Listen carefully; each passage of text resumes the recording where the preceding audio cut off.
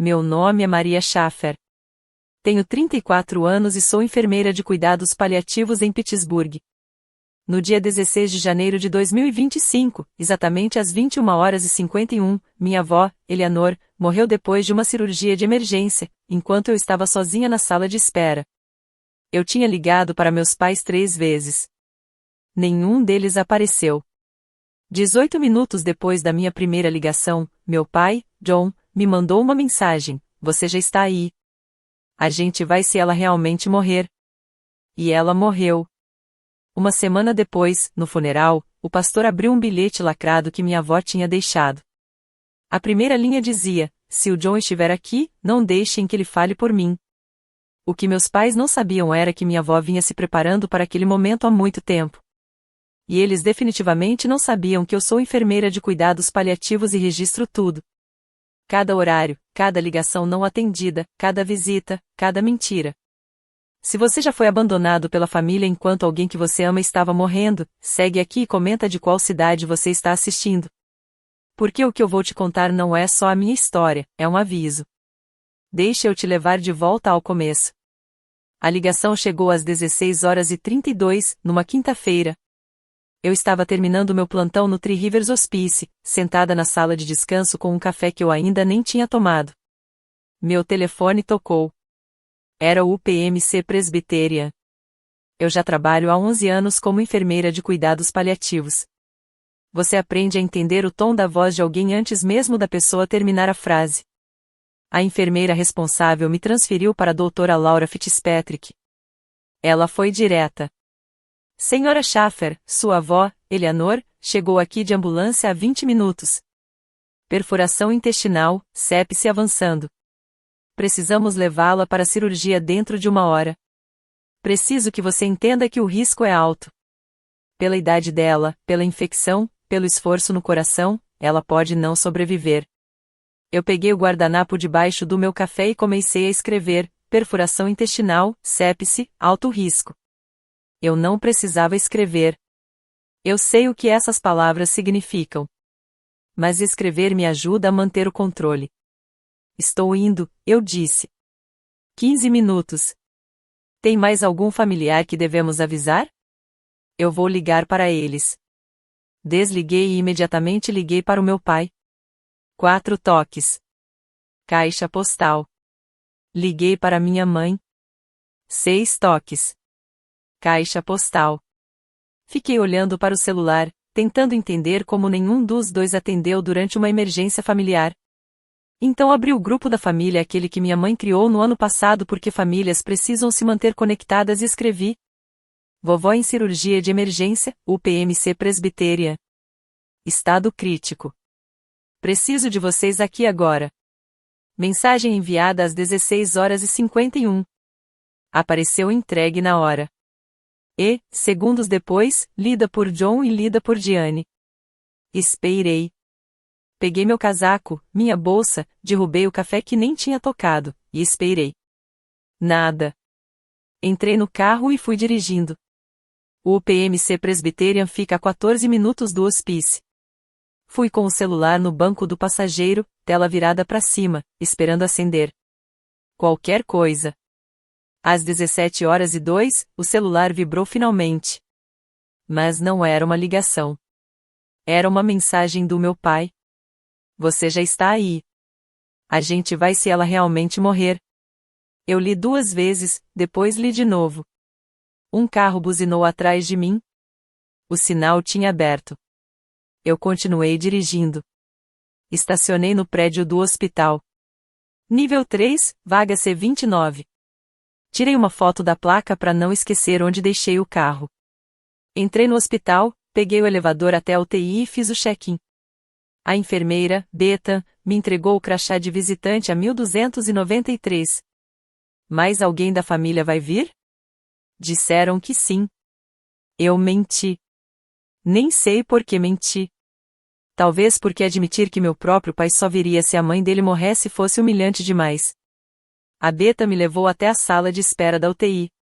Paredes azul claro, 8 cadeiras, uma máquina de lanches e uma janela com vista pro estacionamento. Já tinham 9 pessoas lá. Um senhor idoso dormindo, uma mulher tricotando, 2 filhos cochichando. Sentei na cadeira D7, de frente para o corredor da cirurgia. Às 18h11, levaram a Eleanor para a cirurgia. Uma enfermeira disse que podia levar de 2 a 4 horas. Eu só balancei a cabeça. Peguei o celular e mandei mensagem para os meus pais de novo. Ela entrou na cirurgia. Visualizada às 18h14. Nenhuma resposta. Nas 4 horas seguintes, mandei atualizações a cada 30 minutos, como se estivesse fazendo um relatório. Ainda esperando. Sem notícias. O cirurgião ainda não saiu. Todas as mensagens eram visualizadas em poucos minutos. Nenhuma teve resposta. Às 19h43, outra enfermeira perguntou se minha família chegaria logo. Eles já estão vindo, eu disse. Outra mentira. Às 20h15, fui comprar um café na máquina. 2,50, quente demais. Queimei a língua, mas continuei segurando o copo porque precisava ter algo nas mãos. Uma senhora ao meu lado perguntou: Quanto tempo você já está esperando? Quase 2 horas. Sua família está com você? Eu olhei para ela. Queria dizer a verdade. Mas disse: Eles estão chegando. Ela sorriu. Ainda bem. Ninguém deveria esperar sozinho.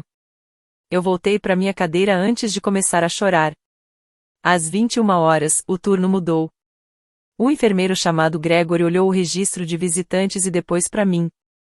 Ainda só você? Eu fiz que sim com a cabeça. Quer que a gente ligue para alguém? Não, eles já sabem. Às 21h47, as portas da cirurgia abriram. A doutora Fitzpatrick saiu, ainda com a touca cirúrgica e a máscara baixada. Eu levantei na hora. Eu já vi aquele rosto centenas de vezes no meu trabalho. Eu sei exatamente como é a expressão de quem vai te dizer que alguém que você ama morreu. Ela veio até mim. Senhora Schaffer, sinto muito. Fizemos tudo o que podíamos, mas o coração dela não aguentou o procedimento. Ela teve uma parada às 21h51. Não conseguimos reanimar. Eu ouvi a mim mesma perguntando. Ela sentiu dor?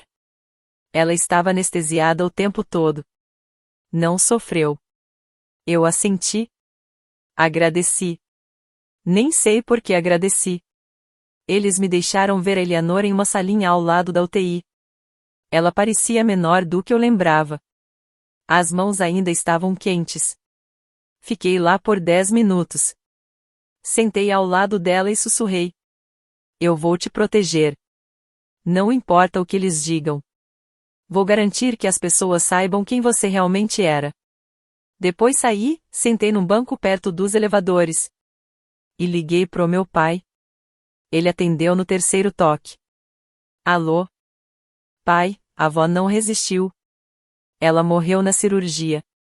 Silêncio. 3 segundos, e depois. Tá. A gente resolve o funeral amanhã.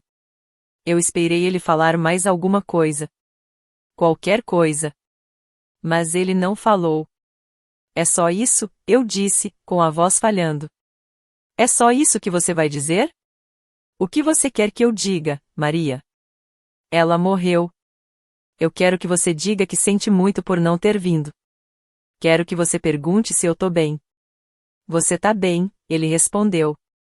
Você trabalha com gente morrendo. Isso é o que você faz. E desligou. Duração da ligação, 47 segundos. Eu tirei um print. Depois liguei para minha mãe. Ela atendeu no 2º toque. Dava para ouvir a TV ligada no fundo. Mãe, a avó morreu. Silêncio. Ah, bom, acho que foi melhor assim. Ela estava sofrendo. Ela não estava sofrendo. Foi uma perfuração intestinal. Foi de repente. Mesmo assim, na idade dela. Você vai vir pro hospital? Pra quê? Ela já morreu, não morreu? Eu não respondi. Seu pai resolve os detalhes, ela disse, e desligou. Eu fiquei sentada naquele banco por 20 minutos. Depois dirigi até em casa. Não chorei. Não gritei. Sentei na mesa da cozinha, e comecei a fazer uma lista. Na manhã seguinte, meu pai ligou às 9 horas. Ele disse que tinha escolhido a funerária Kowalski e que eu deveria cuidar de tudo, já que eu estava sem trabalhar mesmo. Eu não tô de folga, pai. Eu tirei licença de emergência. Mas você é enfermeira. Você sabe como essas coisas funcionam. Eu sou enfermeira de cuidados paliativos, não diretora de funerária. Ele suspirou, como se eu estivesse sendo difícil. Maria, só faz isso. A gente confia em você. Naquela tarde, eu me encontrei com o Raymond Kowalski. Ele era gentil, na casa dos 60 anos, cabelo grisalho, voz calma. Enquanto eu assinava os papéis, ele perguntou com cuidado: seus pais vão participar do planejamento? Eu nem soube o que responder. Meu pai acha que eu devo fazer isso porque eu trabalho com pessoas morrendo. O Raymond colocou a caneta na mesa. Isso não é a mesma coisa que enterrar alguém da sua própria família. Perto do fim da conversa, ele mencionou que Eleanor já tinha deixado algumas coisas organizadas 2 semanas antes. Ela tinha escolhido o caixão, selecionado os hinos, escrito instruções. E deixou 2 envelopes lacrados. Um com o pastor Callahan, na igreja St. Agnes, e outro com o advogado dela, Gerald Putt. Ela disse o que tinha neles, eu perguntei. Ele balançou a cabeça. Só disse que deveriam ser abertos apenas se certas pessoas estivessem presentes. Algo frio apertou meu peito. Nos dias seguintes, eu não consegui dormir. Ficava lembrando da mensagem do meu pai. Vamos se ela realmente morrer. E não parava de pensar que eles nunca ligaram pro hospital. Nenhuma vez. No dia 18 de janeiro, às 2 da manhã, peguei o celular e comecei a contar. 11 ligações não atendidas. 8 mensagens durante a cirurgia. Uma resposta. Tirei print de tudo. Nem sei porquê. Eu só não conseguia parar. No dia 19 de janeiro, pedi o registro oficial de visitantes do Hospital UPMC. Eles imprimiram naquela mesma tarde. 16 de janeiro de 2025. Paciente, Eleanor Schaffer. Visitante, Maria Schaffer. Crachá 1293. Das 16 horas e 45 às 22 horas e 22. Nenhum outro nome. Nesse mesmo dia, fui até a casa da Eleanor, para escolher a roupa do funeral. Na mesa da cozinha tinha um envelope amarelo, daqueles simples, com meu nome escrito à mão. Maria. Abrir se eu não voltar para casa. Datado de 10 de janeiro de 2025. 6 dias antes da cirurgia. Eu sentei na mesa de fórmica amarela dela, e abri. Dentro tinha uma carta escrita à mão, documentos de hospital de 2017 fotocopiados, e um pendrive com a etiqueta, voicemails. A carta começava assim: Maria, se você está lendo isso, eu já fui. Preciso que você saiba de algumas coisas enquanto a verdade ainda importa. Ela escreveu que não esperava que meu pai fosse aparecer. Que já tinha aceitado isso. Que tinha pedido para a doutora Fitzpatrick ligar só para mim se a situação ficasse crítica. E que tinha assinado os papéis para isso ser oficial. Depois ela escreveu: você sempre foi quem ficou. Quando eu estava sozinha, você vinha. Quando eu tive medo depois do derrame, você sentou comigo. Você não ficava olhando o relógio. Você simplesmente ficava. E então veio a parte mais pesada. Seu pai me visitou uma vez durante minha recuperação do derrame em 2017. Uma vez. Em 6 semanas. 15 minutos, e 12 deles foram perguntando se eu já tinha pensado em vender a casa. Minhas mãos começaram a tremer. Eu guardei o registro de visitas. Está neste envelope. Eu guardei tudo, Maria, porque sabia que um dia ia precisar de prova. Eu peguei as cópias. Hospital Allegheny General. Outubro a novembro de 2017. Eleanor internada em 1º de outubro, após um derrame. 6 dias em cuidados intensivos. 6 semanas de reabilitação. Registro de visitas. Maria Schaffer 9 visitas. John Schaffer uma visita, 3 de outubro, 11 horas e 4 às 11 horas e 19. Diane Schaffer 0 visitas. 15 minutos. Meu pai visitou a própria mãe por 15 minutos durante 6 semanas de recuperação. E eu nunca soube. Porque ele me disse que ela estava bem. Que eles estavam cuidando de tudo. Que eu não precisava me preocupar. Eu senti um nó no estômago. Então conectei o pendrive. 7 áudios. Todos com data.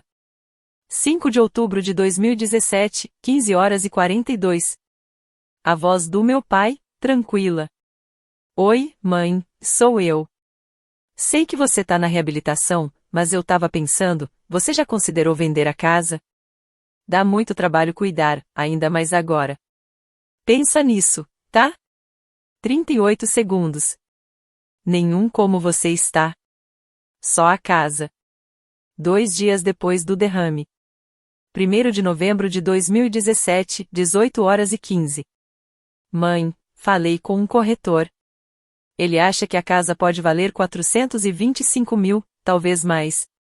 Só pra você pensar. Te amo. Te amo como se fosse só uma formalidade. Outro áudio. 14 de março de 2019, 10 horas e 22. Oi, mãe, odeio pedir isso, mas tivemos uns gastos inesperados aqui em casa. Você pode me emprestar os 3.500? Eu te pago em alguns meses. Obrigado, mãe. Eu peguei os outros documentos. Extratos bancários com marca-texto amarelo. 14 de março de 2019. Saque, 3.200. Na margem, a letra da minha avó. Pediu dia 10 de março. Prometeu pagar logo. Nunca pagou. Continuei ouvindo.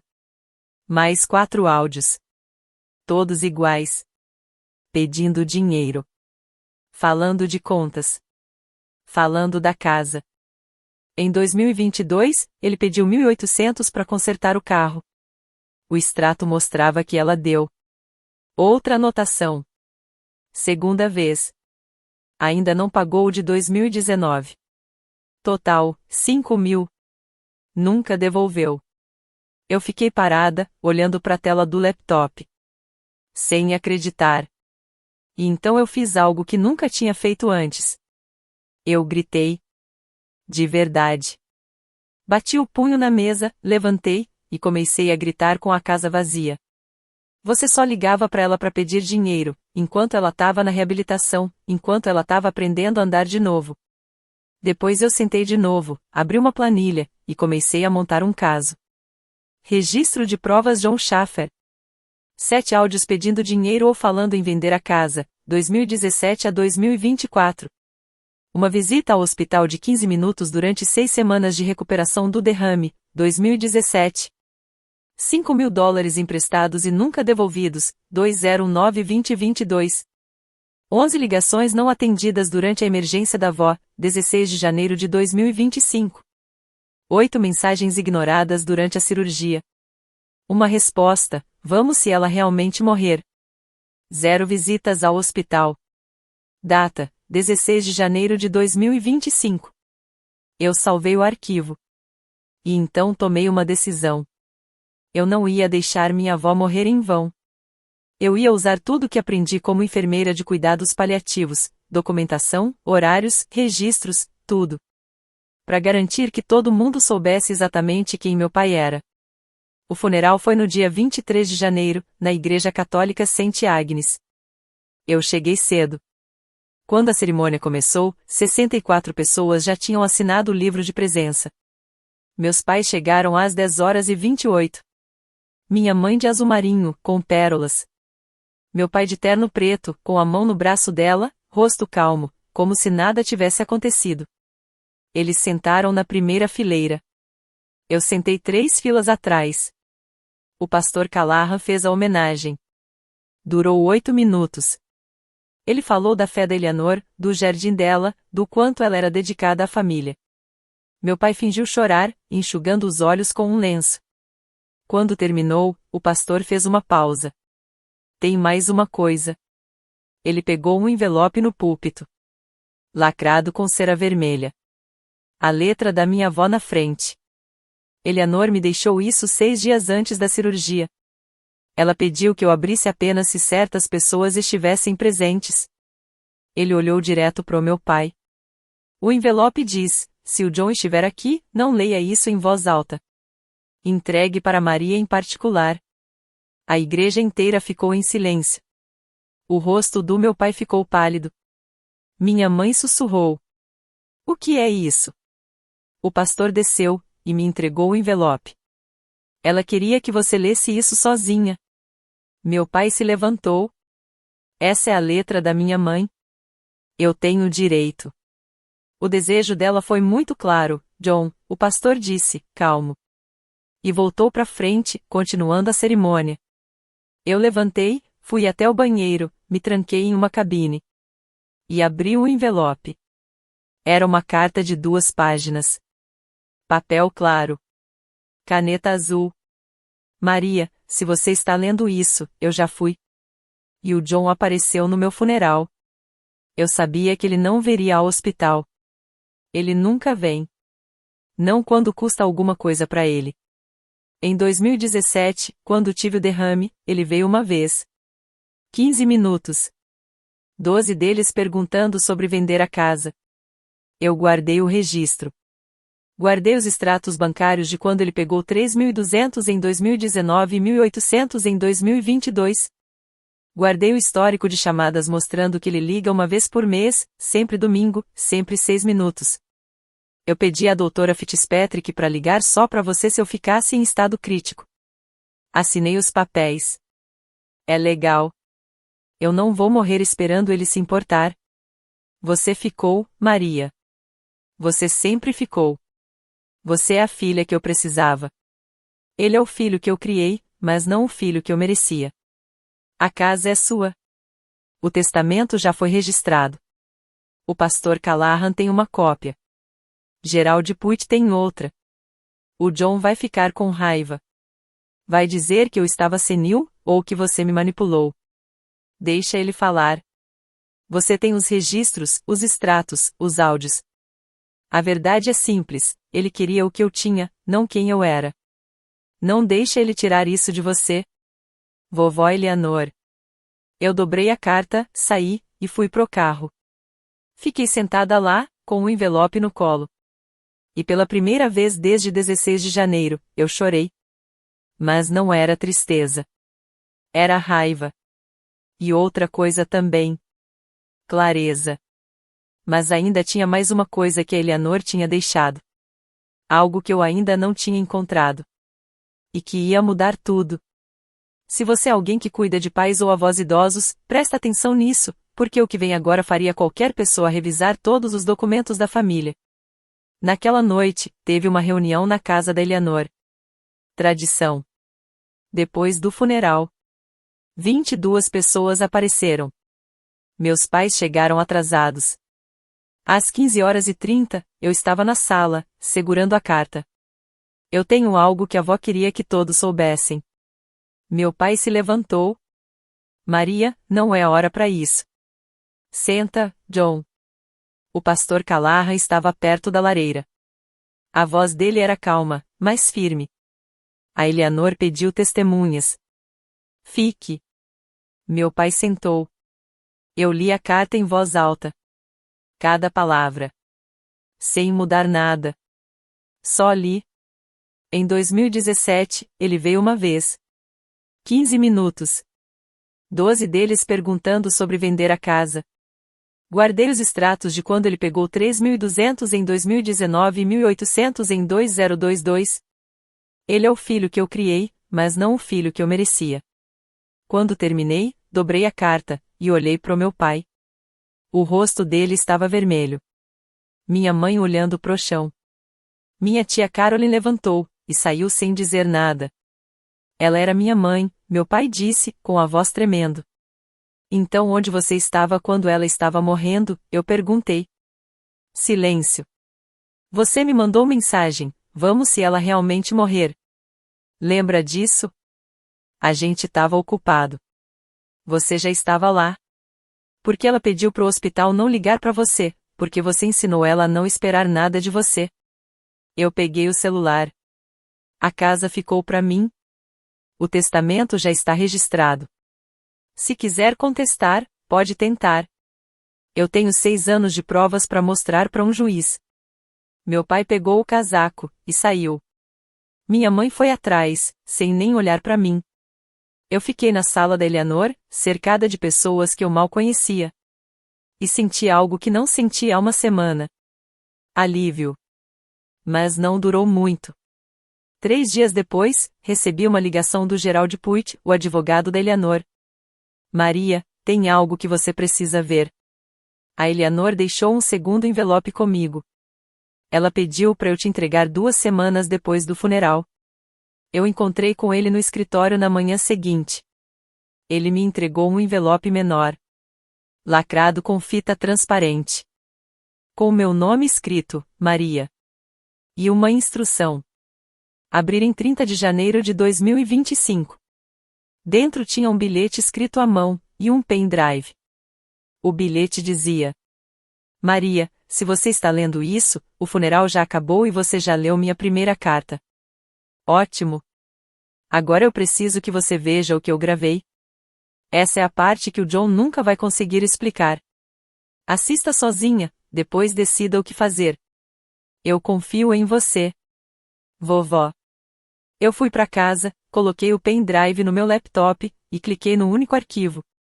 Eleanor Confession January 8th2025.mp4. O vídeo abriu. A Eleanor estava sentada na sala dela, de frente para uma câmera num tripé, usando óculos de leitura e um casaco leve. No canto da tela, a data, 8 de janeiro de 2025. 8 dias antes da cirurgia. Ela respirou fundo, e começou. Meu nome é Eleanor Grace Schaffer. Tenho 78 anos. Hoje é 8 de janeiro de 2025. E eu estou gravando isso porque sei que não tenho muito tempo. Não porque eu esteja doente, embora meu médico diga que meu coração não é mais o mesmo. Mas porque eu decidi parar de fingir. Eu tenho um filho, John. Ele tem 52 anos. E por 52 anos eu fiquei dizendo para mim mesma que ele é um bom homem, só que ocupado. Que ele se importa, mas não sabe demonstrar. Que eu estava pedindo demais. Mas eu cansei de mentir.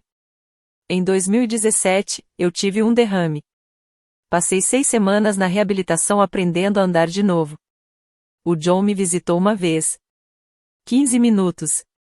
E a maior parte do tempo ele passou perguntando se eu já tinha pensado em vender minha casa.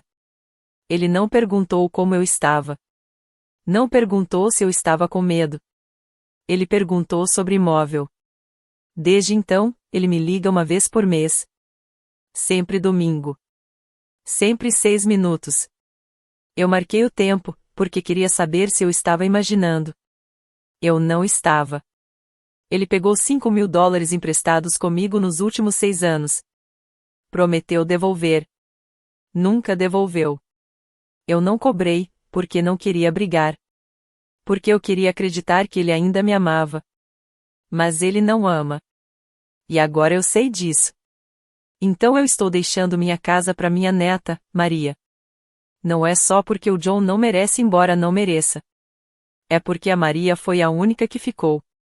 Quando eu estava sozinha, ela vinha. Quando eu estava com medo, ela me escutava. Ela não ficava olhando o relógio. Ela não pedia nada. Ela só ficava. John, se você estiver vendo isso, eu quero que você saiba de uma coisa.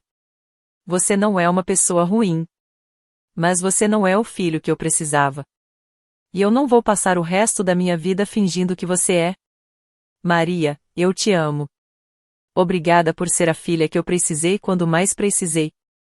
É isso. O vídeo acabou. A Eleanor se inclinou para frente e desligou a câmera. Eu fiquei ali, olhando para a tela, com lágrimas escorrendo pelo rosto. Depois dei replay. E foi aí que eu percebi uma coisa. No fundo, na estante atrás dela, tinha um pequeno aparelho preto. Uma câmera. Apontada direto pro sofá. Eu pausei o vídeo, desde o... E meu estômago virou. A Eleanor tinha gravado tudo. Tudo. Eu peguei as chaves e fui direto para a casa dela. Entrei na sala, mexi nos livros da estante. E encontrei uma câmera pequena, sem fio. Ainda ligada. Ainda gravando, direto para uma conta na nuvem. Eu entrei na conta usando a senha que ela tinha deixado num post-it dentro do envelope. Marias Tais 2025. A nuvem tinha mais de 200 horas de gravação. Desde março de 2024. Eu comecei a passar pelos arquivos. A maioria era coisa normal. A Eleanor lendo, assistindo TV, regando as plantas. Então achei um vídeo com a data, 19 de dezembro de 2024. Horário, 11h32. Cliquei para assistir.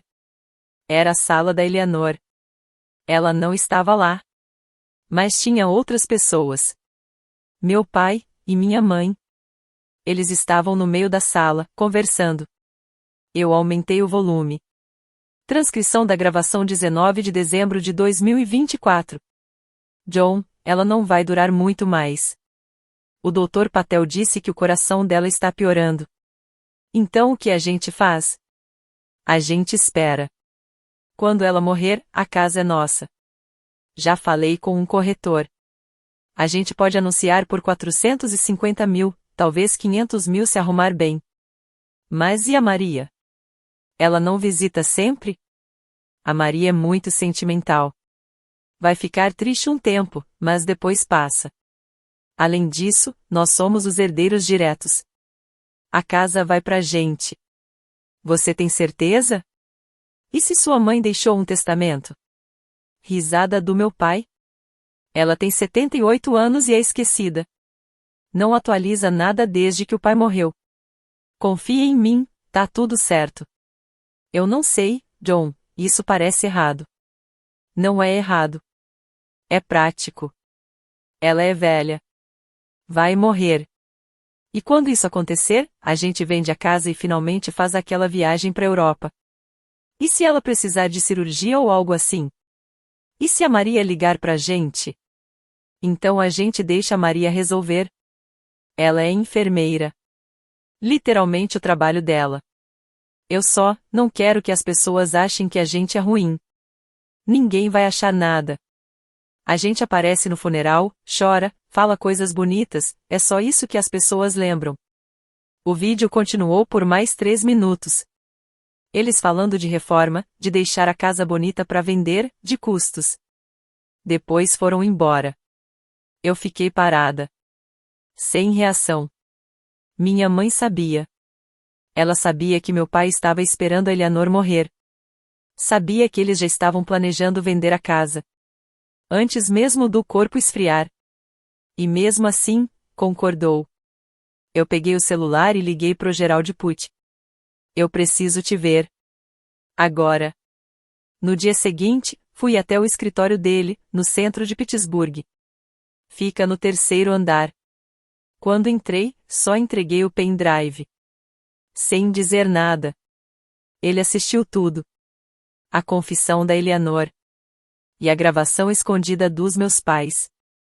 Quando terminou, ele se encostou na cadeira e disse: Sua avó era mais esperta que muitos advogados que eu conheço. A gente pode usar isso? Eu perguntei. Com certeza. Ele abriu um arquivo na mesa. A Eleanor atualizou o testamento no dia 11 de janeiro de 2025. Ela deixou a casa e todos os bens para você. E incluiu uma cláusula tirando o John da herança, citando abandono e exploração financeira. Eu assinei como testemunha, junto com o pastor Callahan e o médico dela, Dr. Patel. Então é impossível contestar? Deveria ser. Ele fez uma pausa. Mas conhecendo seu pai, ele vai tentar. E ele tentou. Foi no dia 3 de fevereiro de 2025. Meu pai entrou na justiça para contestar o testamento da Eleanor. Ele disse que ela tinha sido influenciada, que não estava em plena consciência, e que eu tinha manipulado tudo. Mas tem uma coisa que ele não sabia. No dia 10 de fevereiro, eu recebi uma ligação de uma tabeliã chamada Kathleen Briggs. Ela disse que Eleanor tinha procurado ela no começo de janeiro para autenticar alguns documentos. Um deles era uma declaração assinada no dia 9 de janeiro de 2025, confirmando que Eleanor estava em plena consciência. E que todas as mudanças no testamento foram feitas por vontade própria, sem pressão de ninguém. Mas isso nem foi a parte mais forte.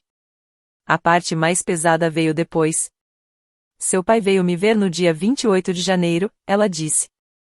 Ele trouxe um documento que disse ser o testamento da sua avó. Queria que eu reconhecesse firma retroativamente. Disse que tinha sido assinado em 2023, mas não tinha testemunhas. E o que dizia o documento, eu perguntei. Que a casa seria dividida 50-50 entre você e ele. Eu senti o sangue gelar. Você autenticou? Não.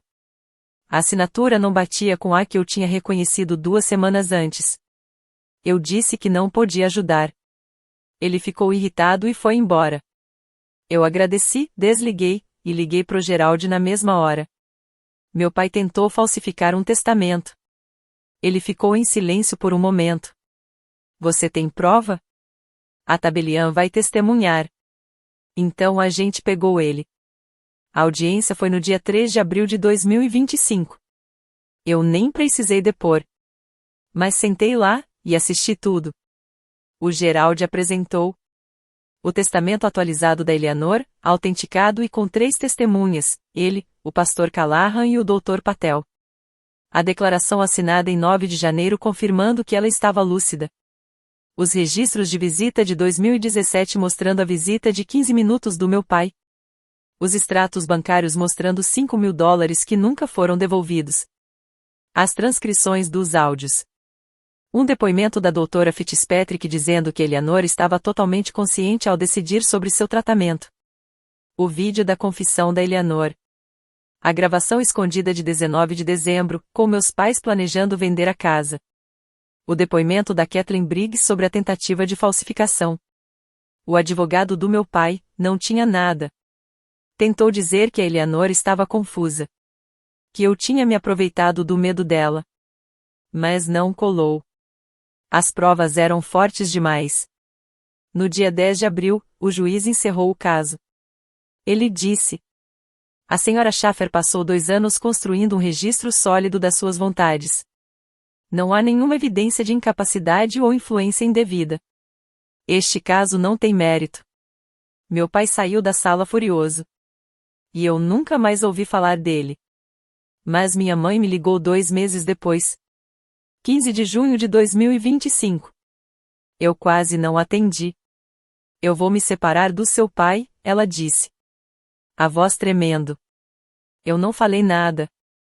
Eu não sabia, ela disse. Sobre o dinheiro, sobre o hospital. Ele me disse que você estava exagerando. Que a Eleanor estava confusa. Eu quis acreditar nele. Você apareceu naquele vídeo, mãe. Você sabia que ele estava esperando ela morrer para vender a casa. Silêncio. Eu sei, ela sussurrou. Eu sabia. E tenho vergonha. Eu estava com medo. Medo de perder a casa. Medo do que as pessoas iam pensar se a gente não ficasse com nada. Então eu fui junto com isso, e eu sinto muito, muito mesmo. Você tá ligando porque se arrependeu, ou porque perdeu? Eu perguntei. Outro silêncio. Os 2, ela disse.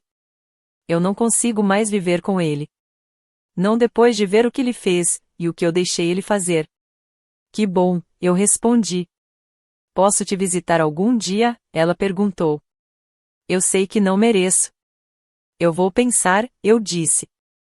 E desliguei. Eu não odiava ela. Eu só, ainda não tinha espaço para ela.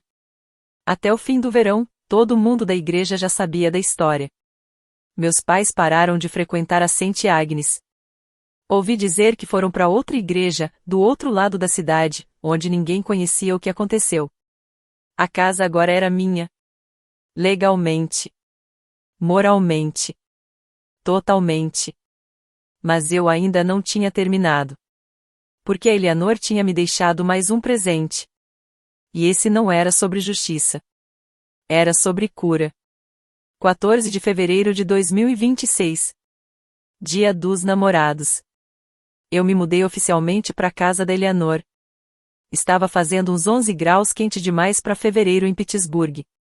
O sol aparecendo entre as nuvens. A primeira coisa que eu fiz foi plantar rosas amarelas no jardim da frente. As favoritas dela. Encontrei as luvas antigas de jardinagem no galpão. Ainda com cheiro de terra e creme de lavanda. Usei elas para cavar. Dentro de casa, montei o que eu chamei de parede da memória na sala. Fotos da Eleanor no jardim.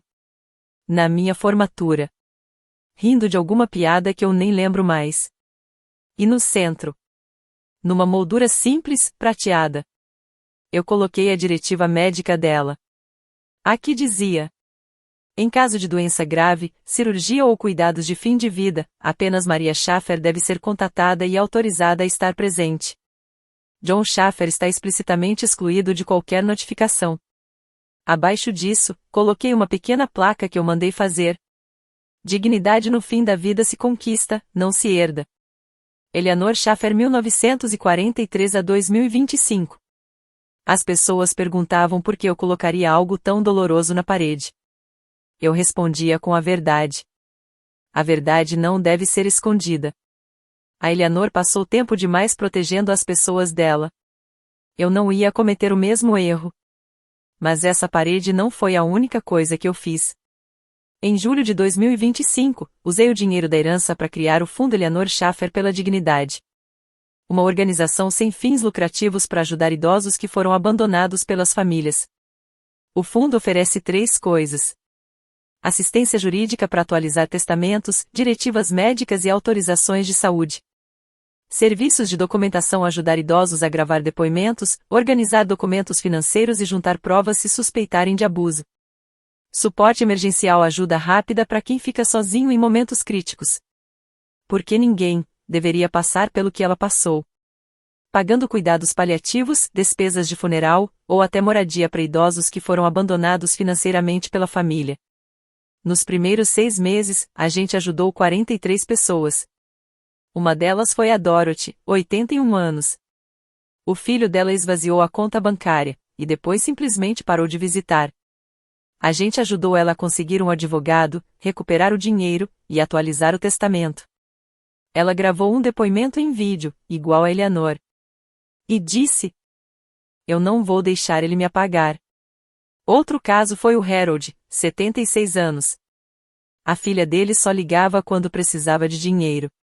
A gente ajudou ele a fazer uma diretiva médica excluindo ela das decisões. 6 meses depois, quando ele morreu, a vontade dele foi respeitada. O neto dele, que visitava toda semana, herdou tudo. Toda vez que eu ajudo alguém, eu penso na Eleanor. Sentada na sala dela, gravando aquele vídeo. Sabendo que não estaria aqui para ver o resultado. Mas sabendo que aquilo ia fazer diferença. Eu ainda trabalho no Three Rivers Hospice. Mas agora, quando eu vejo os sinais. O filho que nunca aparece. A ligação que nunca vem. O interesse repentino por testamento. Eu não só registro isso no prontuário. Eu conto sobre a Eleanor. Eu digo que eles têm escolha. Que não precisam morrer esperando alguém se importar. No fim de agosto de 2025, recebi uma ligação de uma mulher. A mãe dela estava em cuidados paliativos. O irmão não aparecia há 3 semanas. Mas já tinha ligado 2 vezes perguntando da casa. O que eu faço? Ela perguntou. Na hora, eu pensei na Eleanor. Nos registros de visita. Nos áudios. Na confissão em vídeo.